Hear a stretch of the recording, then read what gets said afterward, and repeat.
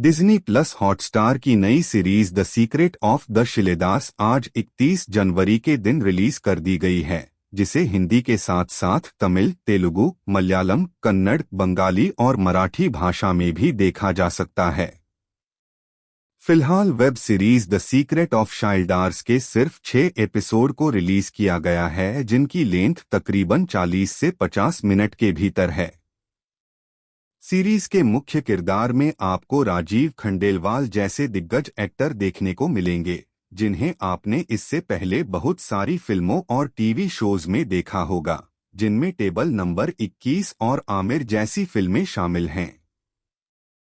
Series की कहानी मुख्य रूप से छत्रपति शिवाजी महाराज के खजाने की खोज पर बुनी गई है, जिसकी रक्षा एक सीक्रेट संगठन के द्वारा की जाती है।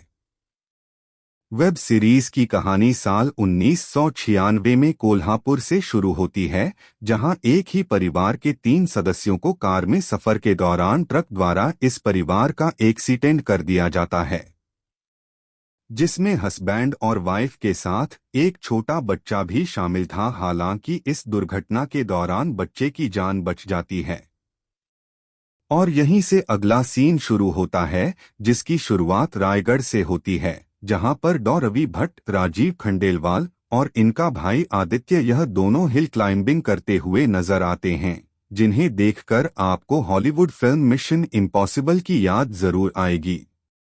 तभी अगले ही सीन में डॉ रवि की मुलाकात जस्टिस दीक्षित दिलीप प्रभावलकर से होती है, जो कि पेशे से एक रिटायर जज हैं और साथ ही शिलेदार्स संगठन के मेंबर भी, जो प्रेजेंट टाइम में कैंसर जैसी गंभीर बीमारी से गुजर रहे हैं।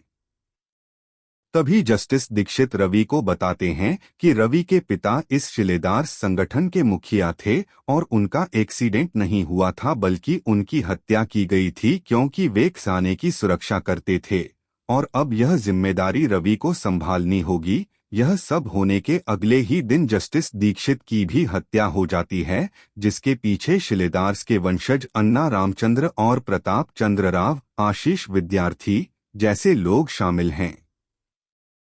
जो इस खजाने को हासिल करके उसका दुरुपयोग करना चाहते हैं। लेकिन हत्या से पहले दीक्षित ने रवि को एक सीक्रेट किताब दी थी, जिसके तार खजाने से जुड़े हुए हैं।